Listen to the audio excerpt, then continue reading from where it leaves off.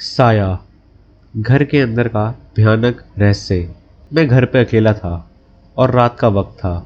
मेरे पेरेंट्स बाहर गए थे और मैं अपने कमरे में लैपटॉप पे काम कर रहा था। थोड़ी देर के बाद मैंने महसूस किया कि कुछ अजीब है। एक अजीब सी आवाज़ सुनाई दी, जैसे कोई चुपके से चल रहा हो।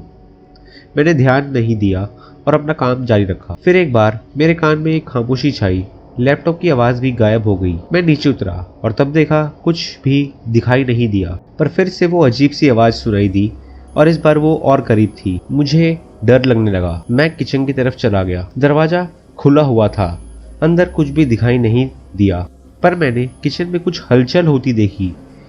तभी एक साया दिखाई दिया, एक अंधेरी आंखों वाला। मेरा दिल धड़कने लगा और मैं भागकर अपने कमरे में चला गया, पर फिर भी वो आवाज़ थी और वो साया मेरे कमरे की दीवार पे। मैंने दरवाज़ा बंद किया, पर वो आवाज़ और करीब आई। मैंने सोचा शायद इमेजिनेशन हो, लेकिन जब मैंने फिर दरवाज़ा खोलना चाहा तो वो खुल नहीं रहा था।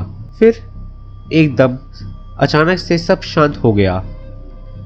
मैं डर के मारे ठंडा पड़ गया, पर फिर से एक आवाज़ आई मेरे कान में, तुम्हारे माँ बाप घर से दूर हैं। मैं डर से कांप रहा था, क्योंकि मैंने अभी कुछ देर पहले देखा था कि दरवाज़ा खुला नहीं जा रहा था और मेरे साथ कुछ अजीब हो रहा था, जैसे कि कोई अज्ञात शक्ति मेरे साथ खेल रही हो। फिर एक ज़ोर से दस्तक सुनाई दी।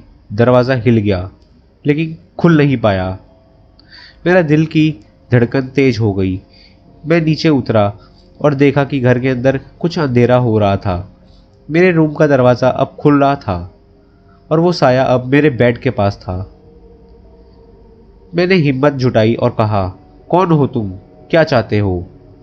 उस साये ने मुस्कराया और कहा, मैं वो हूँ जो हमेशा तुम्हारे साथ था, पर तुमने कभी मुझे देखा नहीं।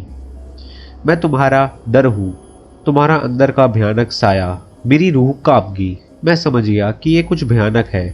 मैंने कहा, मुझे छोड़ दो, मैं तुम्हें कुछ नहीं कहूँगा। उस साये की मुस्कुराहट और गहरी हो गई। उसने कहा, तुम मुझे कभी छोड़ नहीं सकते। मैं हमेशा तुम्हारे साथ रहूँगा, हर पल हर रात, जब तक तुम मुझे अपने अंदर से नहीं निकालते।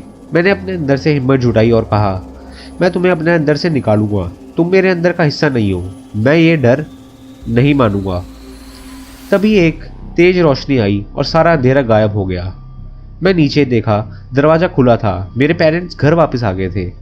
उस दिन के बाद मैंने कभी अपने अंदर का डर नहीं भाया, पर कभी कभी रात को वो साये की आवाज़ अब भी मेरे कान में आती है, मुझे याद दिलाते हुए कि कहीं ना कहीं वो हमेशा मेरे साथ है। तो दोस्तों, ये थी एक शॉर्ट हॉरर स्टोरी। अगर आपको ये स्टोरी पसंद आई है तो ऐसी और स्टोरीज सुनने के लिए मेरे चैनल को सब्सक्राइब कर दीजिए। यहाँ पर काफ़ी ही आप बीती हॉरर स्टोरीज आती रहती है। मिलते हैं फिर नेक्स्ट स्टोरी के साथ।